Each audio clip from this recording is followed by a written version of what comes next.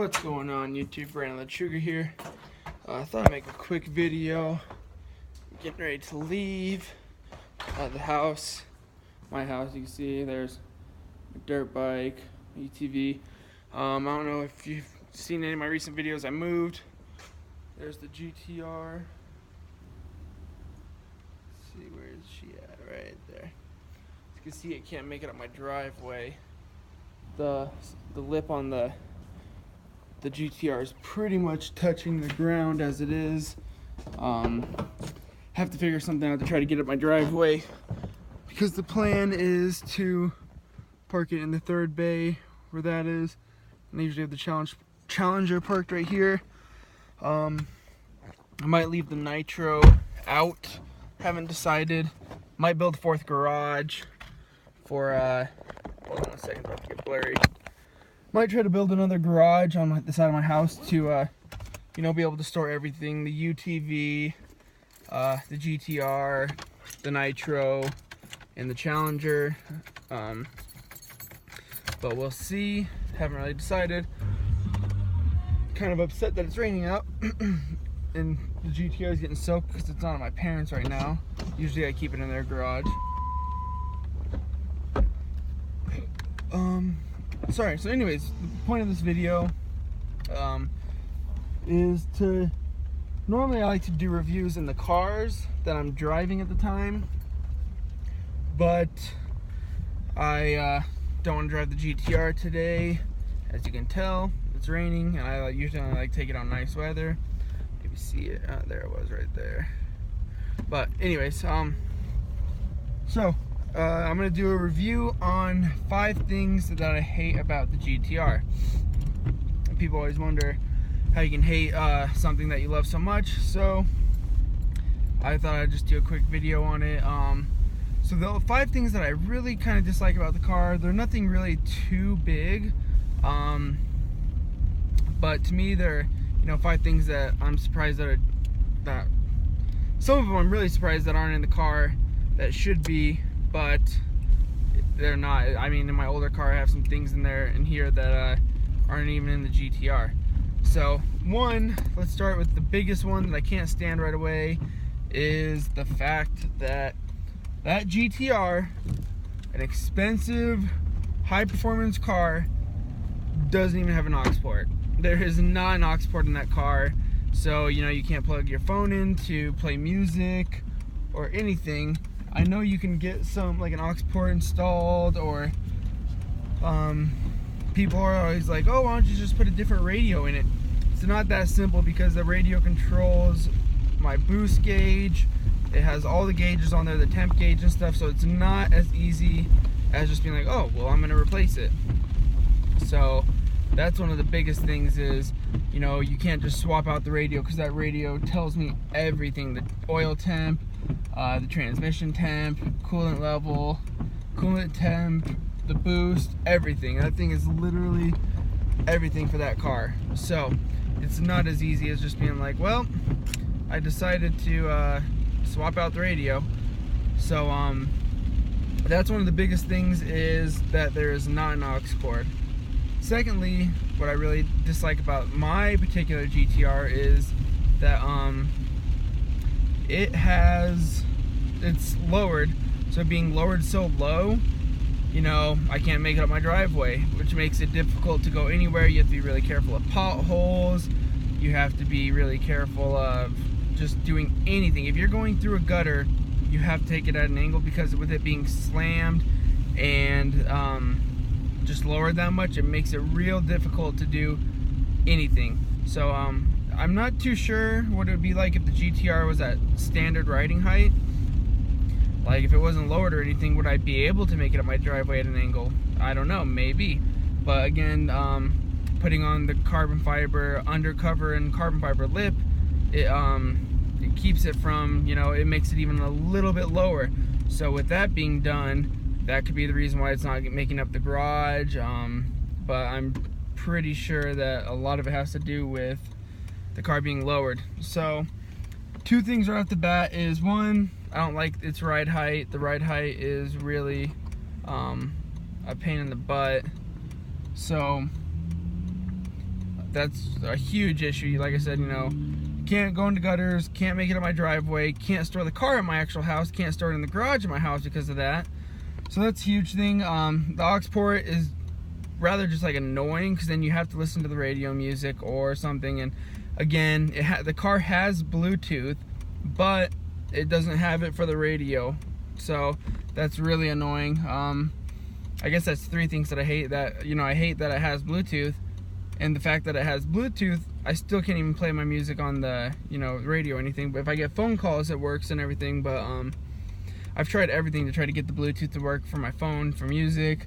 So that's three things I hate. The fourth thing I don't really like about my car, even though it's really nice, it makes it hard to turn, you know, to flip U's, to do anything like that. Is, you know, how I was saying, the car is lowered. That definitely makes it a little bit harder, because, you know, there's less space between the tires and stuff. But the fact that I have 20-inch wheels makes it really difficult, because oh, there was a nice Mazda. What was that, Mazda RX-8? It's pretty nice. Having bigger wheels, and with it being lowered, it is almost impossible to turn the car in like a UE or anything like that without the tires rubbing the crap out of the wheel well. So not only is it lowered, but the wheels are so big on it that it makes it almost impossible to flip a UE, to do anything like that. So that's kind of difficult. So when I back out, if I'm at an angle, or if I try to turn too sharp, I can hear the tires starting to rub, and it kind of like jerking, because it's trying to, you know, it's trying to turn, but it's rubbing and turning at the same time. So that's another huge thing that I don't like about the car. And so the fifth, which I've already covered the fourth, I'll go over really fast. One, the aux port, that's really a pain in the butt. Two, the Bluetooth, you can connect the Bluetooth, but you can't play your music. Three, the car is really lowered, so it makes it really difficult for me to pull into my garage, to do anything like that, to go over, you know, big dips. You're gonna scrape. Fourth one was, you know, it could be the fact that the car, you know, it's lowered, and when you have bigger wheels, it's definitely gonna rub. So the fourth is the wheels, which is I mean, they look really nice, they're really clean looking, I love them, but they're just so big that, you know, it makes the tire a little bit bigger. It's just rubbing, which makes it hard to, you know, turn the wheel and flip U's and stuff. So that's the fourth. And then the fifth, that I mean, I really can't complain, because I know what I was buying is the back seat space. It is not a back seat. Like, that car may have 5 seats in it, but you are not gonna comfortably fit another full-sized adult in that back seat. There is no way that you can fit someone in the back seat. And again, I really don't have a complaint about that, because the main point of this car is to be a weekend car for my wife and I. You know, we drive it, just the two of us, so whenever we go out, it's really just us, or I'm by myself driving it. So the back seat really isn't a deal breaker for me. The other cars I was looking at, like the Lamborghini, it doesn't even have a back seat, so to me that wasn't a big deal. But, you know, when you want to try to store stuff, I mean, if you're gonna go on a road trip in the car, you have plenty of space. The trunk, one good thing about the car is the trunk is really big. The back seat's not big, but you can still store, like, you know, a bag back there, maybe a sleeping bag, food, whatever you want to do, like whatever you're doing, it'll work. And like I said, if you're doing luggage, you can toss that in the trunk. But the back seat is small, so it's really a two-person car, unless you have a really small little kid. But again, if you're gonna have a really small little kid, they have to be in a car seat, which car seats are really not gonna fit back there. So point being, it's really just a two-seater car. That's not a deal breaker for me. But, you know, it's one thing I do kind of complain about, because like I said, I have a Challenger, and in the Challenger I can fit you know, another full-sized human back there, no problem. It may be a two-door, but it's, sorry about the bumps, it's one of the bigger two-doors, I feel like, with back seats and stuff. So the Challenger, actually, I fit 2 grown men back there, myself and another grown man in the front. So they weren't small people. So yeah, I mean, that's the difference between that two-door and, you know, clearly the Nissan. But other than that, the GTR has been great. You know, it's, like I said, it's sitting around 600 horsepower. It's got the HKS intercooler piping, intercooler system. It's got the K&N air filters on both sides, black. HKS blow-off valves. Like I said, the intercooler is HKS, so it's aftermarket. It's bigger too. What else has been done? It's got a Jotech, a Jotech tune on it, and it does have bigger injectors, and it's got a gritty, 3-inch exhaust all the way back with what is it? I'm trying to think of the name. It's like the burnt tips, like the blue and orange burnt tips and stuff. So yeah, and it, like I said, it's been tuned and everything. So, but it's not tuned on E85, so I want to do an E85 tune, do a few more things to it, get the Cobb tuner, which it needs to in order to be tuned and stuff. So I'm going to do a few more things to it, so hopefully after I get everything done and add a few more modifications on it. I haven't fully decided yet. I don't know if I'm not sure exactly what I'm going to do yet. I know it does have bigger turbos on it, which explains why I feel like it's lagging a little bit. The acceleration, I was talking to a guy, and he's like, it feels like it lags. I was like, okay, you were thinking the same thing. It was a guy at a Nissan dealership. And I was like, I feel like the get up is a little bit delayed, and it's lagging a little, and that's probably because it does have bigger turbos. And if someone did have the Cobb tuner on there and had the car tuned, and, well, actually, I know the guy actually had a tuner on there, because he had it tuned and stuff, but he got a new GTR, so he probably unmarried his tuner and put it on his car, so everything that's done to the car right now probably isn't in the GTR's like ECU system and everything, so everything's been pulled out. The cold air intakes technically have been taken out, or they're not in there, which they are and stuff, so that can throw off the whole system. But I know it's sitting around 600 horsepower right now. So once I get everything done and get the turbos, boost turned up a little bit and stuff, and hopefully it'll start pulling a little bit earlier in the RPMs. It should be good, and it should be close to around 700 once I get done with everything. So yeah, stay tuned, and I hope you found this video helpful.